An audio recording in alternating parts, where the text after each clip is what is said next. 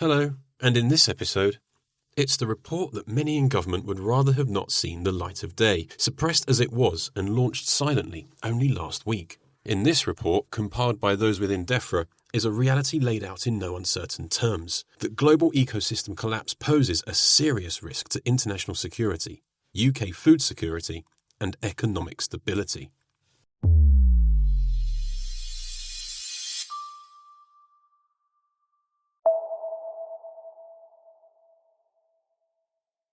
Hello and welcome to the Ocean News Podcast, an audio series in which we take a deeper dive into the biggest headlines from the Oceanographic newsroom.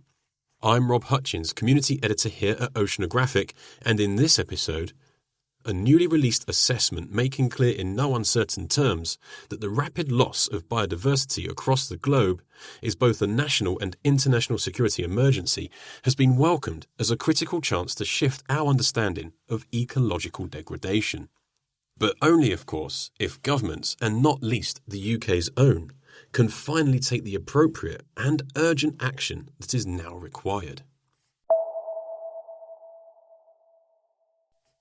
It's the report that many in government would rather had not seen the light of day, suppressed as it was and launched silently only last week. In this report, compiled by those within DEFRA, is a reality laid out in no uncertain terms, that global ecosystem collapse poses a serious risk to international security, UK food security, and economic stability. NGOs and environmentalists are hoping that, with the severity of the crisis we face now laid out in black and white, this could be the moment that governments begin to act with a sense of urgency. But we've been here before. The report itself echoes sentiments that were raised at the end of last year, when leading voices in UK conservation action and environmental science called together a national emergency briefing in London. Notably, around 150 members of the UK Parliament were in attendance. So what makes this moment different? Environmental activist, wildlife photographer and television presenter Chris Packham, the man who was responsible for calling the emergency briefing last year, tells Oceanographic. I think these reports come as a bit of a shock to many people. What was shocking to me was that it seems that Downing Street had sought to delay the publication of this report.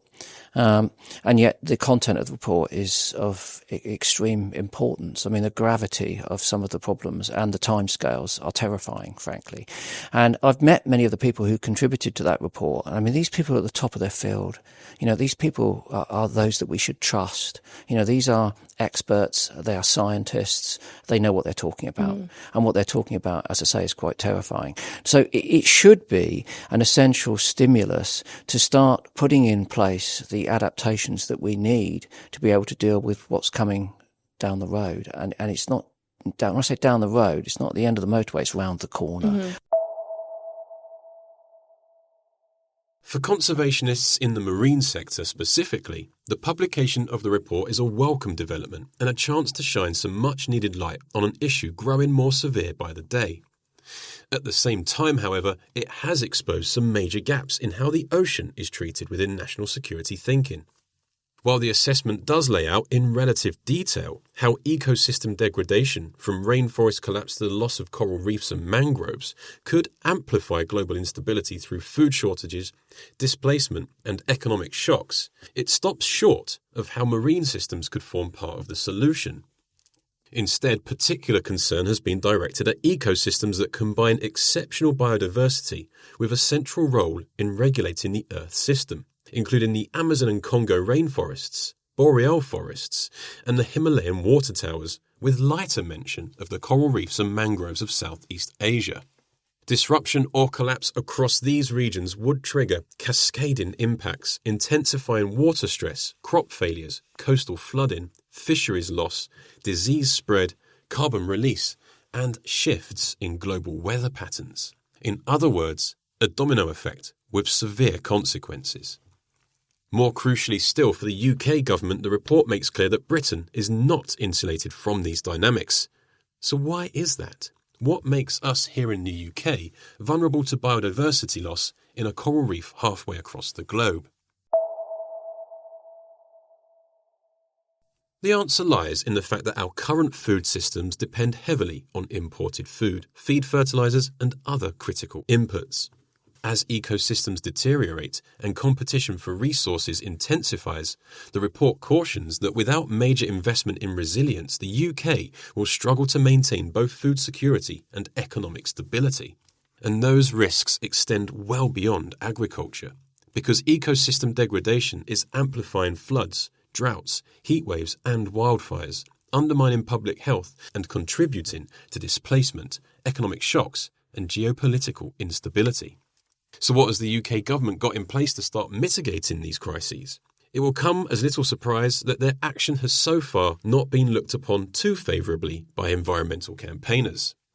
And I think that all too often in the past, when we've set our targets for whatever it happens to be in terms of addressing biodiversity loss or climate breakdown, we've set them too far into the future and we've never really taken, reaching them seriously enough. So I think that increasingly the National Emergency Briefing, the publication of the report that we were talking about, is getting people to prick up their ears. But we've got to get them to act. And at the moment, we've got a centralised government where the Treasury seems to be running the country. And although we know what we need to do to meet various targets and objectives, it's even if with the best will in the world, if you've got politicians that you've voted for and they're qualified to do the job, they're just not being given the support from central government. And that's alarming. But then I say it's alarming. Look across the Atlantic as to what's happening in America, because in the space of a year, the Trump administration has basically, disabled and disassembled all of the apparatus that is there to protect us going forward in terms of, generating the data, analysing that data and implementing the changes. That's quite terrifying. And I wonder how we're going to get back. And it's just making life difficult for people in the future. Others, meanwhile, are optimistic that with this report comes a chance to implement the changes that will start to drive positive impact and halt and reverse biodiversity loss at scale. Sophie Benbow, Director of Marine at Fauna and Flora, had this to say. It is a very stark assessment, which obviously shows that global biodiversity loss and ecosystem collapse are coming, essentially. So if governments, the UK and beyond, actually acknowledge and recognise that, then it has the potential for positive change. I would say, though, that the ocean is not well featured in the report, which is a bit of an oversight and a disappointment. It doesn't really integrate how the ocean can support going forwards and how these crises are also exacerbated in the ocean setting. On the domestic front, there are plenty of gaps to fill, starting, argue campaigners, with a reform of policy that addresses the issue of destructive fishing practices such as bottom trawling in coastal and so-called protected waters, fishing quotas that are wildly out of step with scientific advice, and the commitments made to align a national objective with an overarching mission to protect and restore 30% of the terrestrial and marine environment by the year 2030. And I think something that we would flag as Fauna and Flora is that the UK government, and I'm sure many governments that we engage with globally, are quite siloed in their ocean policy.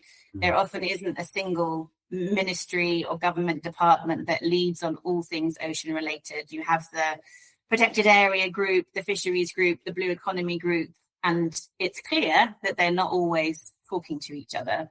So I think what we would call for as Fauna and Flora for the UK and beyond would be a clear and strategic approach to how cross-departmental ocean policy can come together in a more holistic approach to understanding how the ocean can and should be a part of the solution. For NGOs and environmental organisations across the UK and globally, the challenge now is not in making the public aware, but in driving the political courage to bring about lasting and effective change. The other thing I would flag is that the UK in particular likes to call itself an ocean champion, and yet it hasn't, or DEFRA in this instance, hasn't taken the opportunity to showcase how the ocean should be a part of the solution and how the crises that we're facing are impacting the ocean as well. So they've flagged the potential loss of mangroves and seagrass in Asia as a critical ecosystem that will have this impact on national security, but they haven't really talked about how legislative or policy changes around the UK, so more in that domestic setting, could have positive impacts. as an alleged ocean champion, we haven't ratified the High Seas Treaty. We permit destructive fishing activity in many of our marine protected areas, and we aren't really on track to meet the 30 by 30 commitment in any meaningful way. As the UK's own security assessment now makes clear, ecosystem collapse is no longer a distant environmental concern.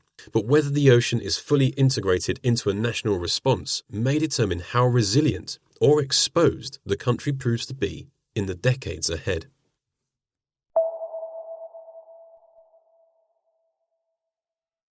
To learn more about this story or other stories on the global impact of biodiversity loss, subscribe to the Ocean News podcast and check out the Oceanographic Newsroom. This has been the Ocean News Podcast. I've been Rob Hutchins. Thank you for listening.